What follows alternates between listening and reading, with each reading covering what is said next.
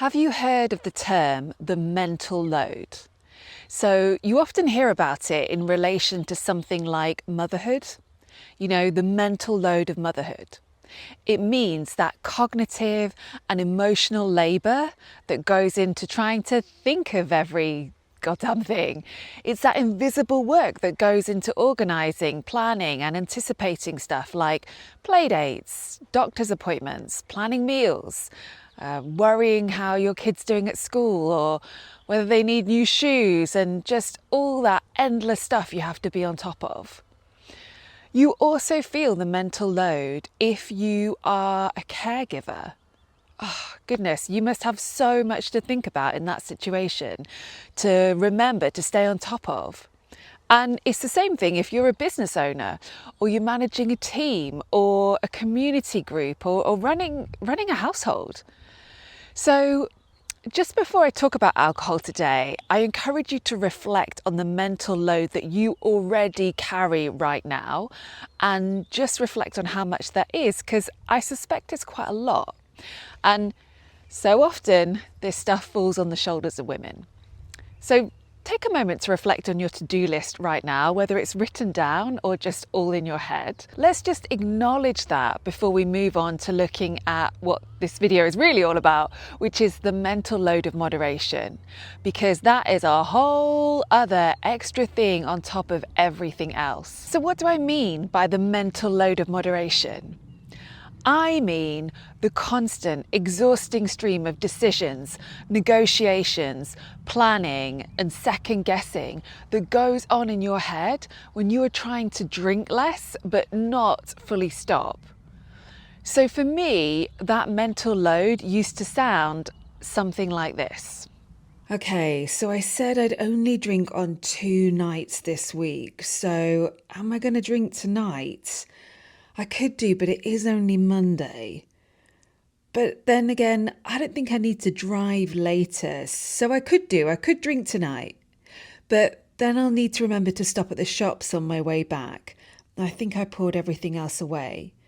So what should I buy? Oh, would it be better to get a bottle of my favourite or buy something that I don't like as much? And maybe then I'll be less likely to overdrink. And then I'll just have one glass. Maybe I should buy some new wine glasses, some smaller ones. Yeah, okay, I definitely need to stop at the supermarket. Or what if I don't drink tonight and wait till tomorrow when we're out at that restaurant? Maybe that is a better option. But then, what if everyone else is having cocktails first? Could I have a cocktail and wine? I think that's still drinking moderately, right? Maybe I should just have whatever I like when I'm out. I mean, I'm in a restaurant because that's not the same as drinking at home, so it's almost like different rules apply. And I probably won't drink as much. Or maybe I should offer to drive instead and then just be done with it. Then I could save my drinking for the weekend when I'm home alone and I can really enjoy it. And that way, if I do accidentally have too much, it's not such a big deal. But I probably shouldn't buy a whole bottle though. If I have the whole bottle at home, that will be harder to resist than buying one of those small bottles. But then again, those small bottles are nearly always on 3 for 2, so I end up with the same amount anyway. Okay, have I booked yoga for Saturday morning? Maybe I should cancel that now. I mean, I'm probably not going to go if I drink on Friday. I could see if I could get into the Sunday morning class instead. That is more popular, but that might work better. So maybe I drink on Friday, have a blowout, get it out of my system, skip the gym on Saturday, start over on Sunday. But wasn't the whole point of this to just stop after 1 or 2 drinks? So actually, maybe I should book a spin class on Saturday or a boot camp as an incentive to stay on track. Okay, I really need to look at the class timetable and see what's going to work here. Oh my God, I could go on and on and on like that with all these endless decisions and thoughts and questions and the planning and anticipating and negotiating. You could come back to me in a whole hour and I'd probably still be talking in circles because although I am now happily sober, I had years of these internal conversations, so I'm very well practiced at them. And, listening to that back reminded me of how exhausting it all is. And my goal today was just to acknowledge what's already on your plate and also show you how alcohol is adding even more to your mental load. So I'm going to finish with 2 quick points.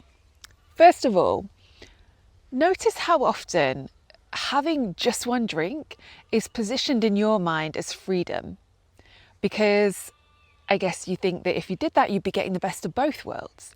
You'd be drinking, but without the consequences. That's what I used to want to do. And what I wanted to show you here is that actually the mental load of trying to moderate is blimmin' hard work.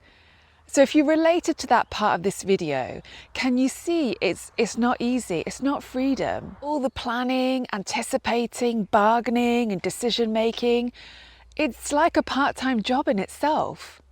And one of the great things about not drinking or committing to taking a complete proper break from drinking is that all that negotiation, it just goes away because you've made the decision. So you are not exhausted from the hundreds and hundreds of daily decisions you are having to make.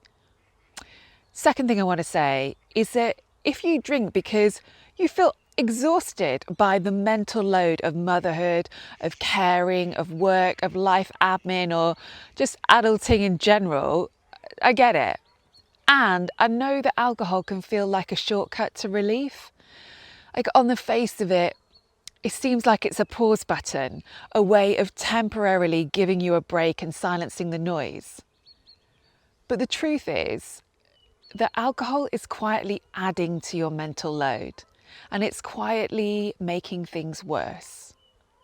And if this has resonated so far, perhaps it's time to give your brain a break and take alcohol off the table for a while.